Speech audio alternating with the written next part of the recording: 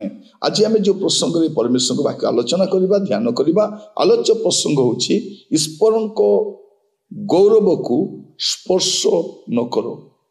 ईश्वर को गौरव को स्पर्श न करो। बेले बेले कौन हुए प्रभु आमको व्यवहार करती आम से गौरव नेवाक चेष्टा करूँ। मु प्रार्थना करने द्वारा है सी प्रार्थना करने द्वारा है सी जदि प्रार्थना कर न था से आसी मत छुईकी प्रार्थना कले से मुझे आणिकी प्रार्थना कली है आम कौन करुचु याकू ताकू ताकू ताकू आम गौरव दौचु प्रभु को गौरव दौन। आम एमती भी कहूना जे से प्रार्थना करने द्वारा प्रभु सुस्थ कर आम कहूँ से सुस्थ कर। आम बेले बेले कौन करुचु ए घरटा मु बांधी ए गाड़ीटा मु किणी मु एबे जाए आसी जो गौरव प्रभु पाइबा कथा से गौरव किए नौ मनीष को दौचु मनीष नौ। आज प्रसंग होची ईश्वर जो गौरव अच्छी ताकू आपण स्पर्श करंतु नहीं।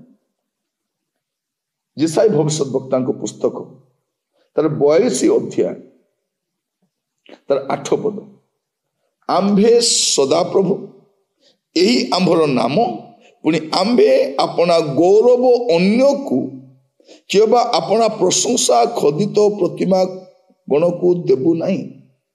माने कौन सी व्यक्ति को मोर गौरव मु देवी नहीं एटा प्रभु कहते कौन लिखा जाउछि आंबे सदा प्रभु यही आंभर नाम पुणी आंबे अपना गौरव अन्य को देबू नहीं प्रतिमा को देबू नहीं अन्य को देबू नहीं गौरव प्रभु करो। मन रखिता power belongs to God and glory belongs to God. शक्ति प्रभु करो गौरव भी प्रभु करो। प्रभु को शक्ति रे आश्चर्य कर्म हुए प्रभु को शक्ति रे कार्य गुड़िक साधित हुए प्रभु को शक्ति रे गुड़ाक हुए एटा मन रखिता से गौरव प्रभु ही पाइबा दरकार। एटा जदि बुझिबा पे असुविधा हबो आपण भ्रमित हेबे एवं से प्रभु को दास माने विनष्ट हेबे। एई दिन मानकरे आश्चर्य कर्मर सेवा कार्य करने लोक माने परे परे सेवा कहीं बंद हो जाउछि कारण से भावुं मो द्वारा चिन्ह होउछि मो द्वारा चमत्कार होउछि मु करुछि मु नुहे भाई भौणी माने आपण भ्रमित हुंतु ना कि सेमाने भी भ्रमित हुंतु ना। आप देखिए ए दिन मानकर अधिक मात्रा रे ए मिराकल मिनिस्ट्री कहीं हो पारुना खाली एडिटिंग करी करी छाड़िबा दरकार।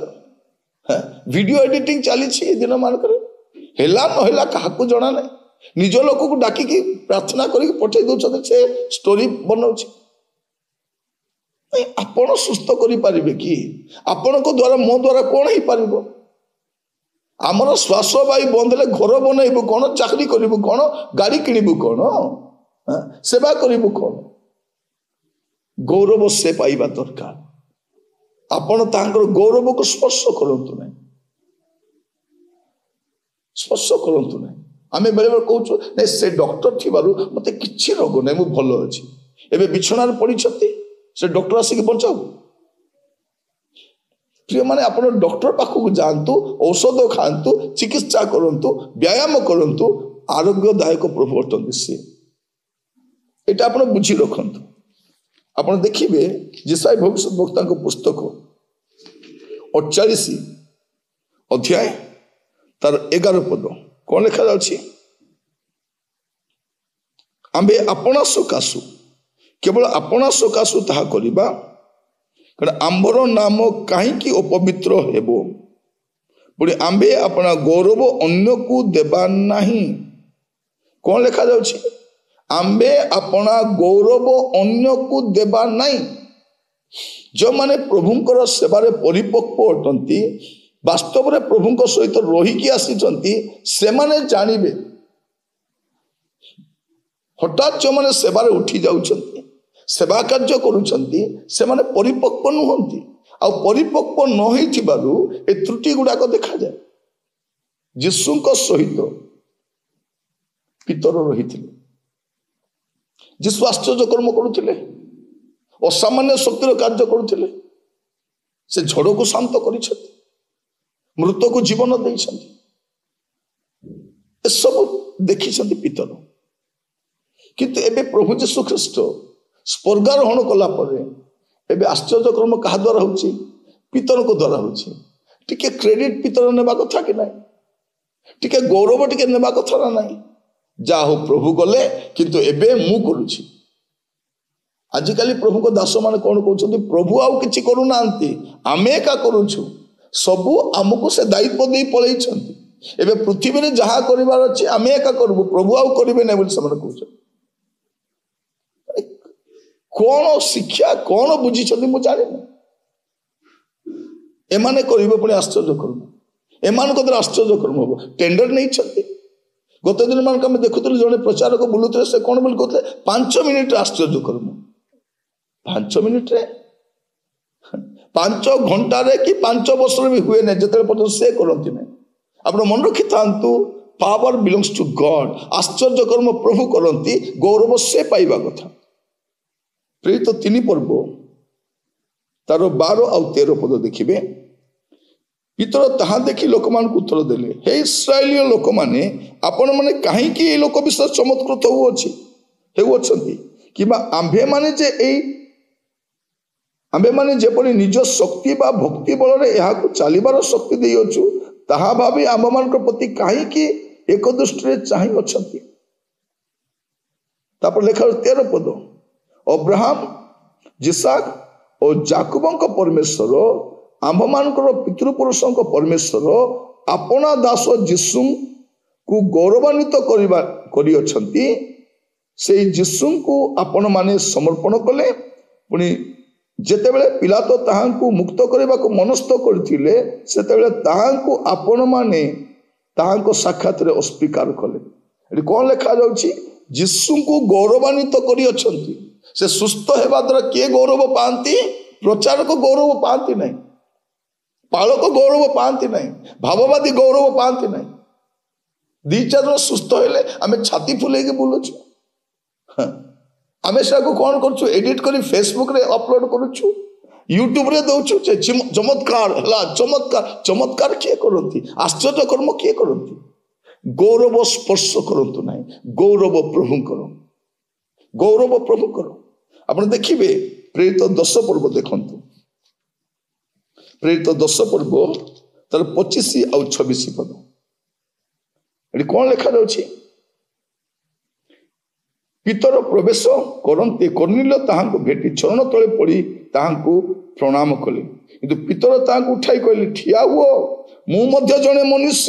ମୋତେ ଭାବ ନାହିଁ କୁ ମହାତ୍ମା ବୋଲିକି, ମୋତେ ଭାବ ନାହିଁ ପ୍ରଭୁ ବୋଲିକି, ମୁଁ ବି ମଣିଷ। ଯେଉଁ ଆଶ୍ଚର୍ଯ୍ୟକର୍ମ ଗୁଡ଼ାକ ତୁମେ ଅତୀତରେ ଶୁଣିଛ, ଏଇଟା ମୁଁ କରିନାହିଁ, ଏଇଟା ଯୀଶୁ କରିଛନ୍ତି। ଗୌରବ ପାଇବା ସେ ଯୋଗ୍ୟ ଅଟନ୍ତି। ଆଜିକାଲି ପ୍ରଚାରକ ମାନେ ପୂଜା ପାଉଛନ୍ତି। ଯଦି ସେଠି ବାବା ମାନେ ଅଛନ୍ତି, ଏଠି ବି ବାବା ମାନେ ଅଛନ୍ତି। ସେମାନେ ବି ନାନା କେଳେଙ୍କାରୀ ଲିପ୍ତ, ଏଠି ବି ନାନା କେଳେଙ୍କାରୀ ଚାଲିଛି। ମନେ ରଖିଥାନ୍ତୁ, ସମୟ ଆସୁଛି, ଗୌରବ ପ୍ରଭୁଙ୍କର, ଗୌରବକୁ ସ୍ପର୍ଶ କରନ୍ତୁ ନାହିଁ। ଏଇଟା ସେ ଭଲରେ ଜାଣିଛନ୍ତି। ଆପଣ ଦେଖିବେ 14 ପର୍ବ ଦେଖନ୍ତୁ। ପ୍ରେରିତ 14 ପର୍ବ ମୁଁ ଆପଣଙ୍କ ପାଇଁ ପଢିବା ପାଇଁ, 14 ପର୍ବ ତାର 11 ପଦରୁ ଦେଖିବା ଆମେ 15 ପଦ ପର୍ଯ୍ୟନ୍ତ। ପାଉଲ ଯାହା କରିଅଛନ୍ତି, ଲୋକ ସମୂହ ତାହା ଦେଖି ଲୁକାନୀୟ ଭାଷାରେ ଉଚ୍ଚସ୍ୱରରେ କହିବାକୁ ଲାଗିଲେ, ଦେବତାମାନେ ମନୁଷ୍ୟ ରୂପରେ ଆମମାନଙ୍କ ମଧ୍ୟକୁ ଓହ୍ଲାଇ ଆସିଅଛନ୍ତି। ସେମାନେ ବର୍ଣ୍ଣବାଙ୍କୁ ବୃହସ୍ପତି ବୋଲି କହିଲେ। ପୁଣି ପାଉଲ ପ୍ରଧାନ ବକ୍ତା ହେବାରୁ ତାଙ୍କୁ ବୁଦ୍ଧ ବୋଲି କହିଲେ।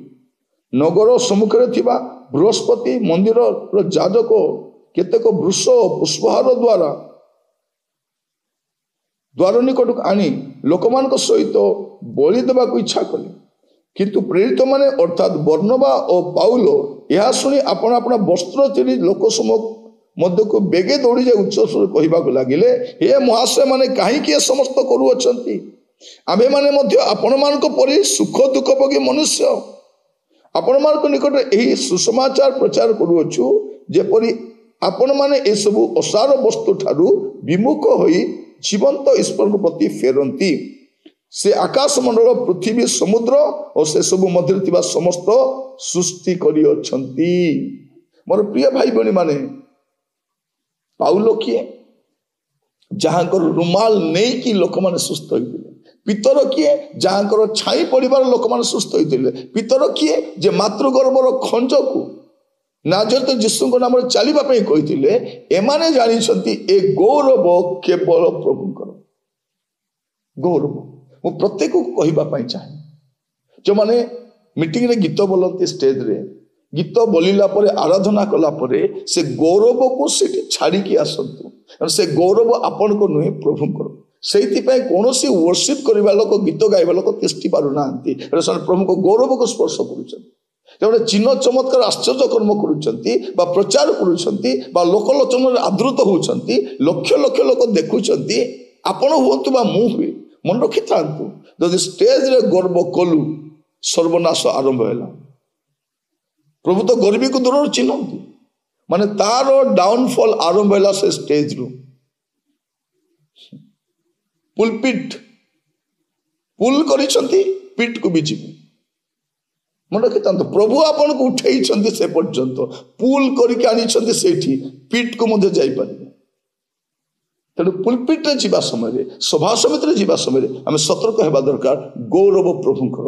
ଘର ବାନ୍ଧିଛନ୍ତି, ଗାଡ଼ି କିଣିଛନ୍ତି, ଚାକିରି କରିଛନ୍ତି, ବ୍ୟବସାୟ କରୁଛନ୍ତି, ଯାହା ହେଇଛନ୍ତି ପ୍ରଭୁଙ୍କ ଦ୍ୱାରା ହେଇଛନ୍ତି। ପ୍ରଭୁଙ୍କୁ ଗୌରବ ଦିଅନ୍ତୁ, ଆପଣ ତିଷ୍ଠି ପାରିବେ। ନଚେତ୍ ପ୍ରଭୁ ଆପଣଙ୍କର ଗୌରବ କାହାକୁ ଦେବେ ନାହିଁ। ପ୍ରଭୁ ଆପଣଙ୍କୁ ବୁଝିବା ପାଇଁ ସାହାଯ୍ୟ କରନ୍ତୁ। ପ୍ରାର୍ଥନା କରିବା। ଅନୁଗ୍ରହକାରୀ ପିତା ପରମେଶ୍ୱର, ଆମେ ଆପଣଙ୍କ କତିକି ଆସୁଛୁ ପ୍ରଭୁ।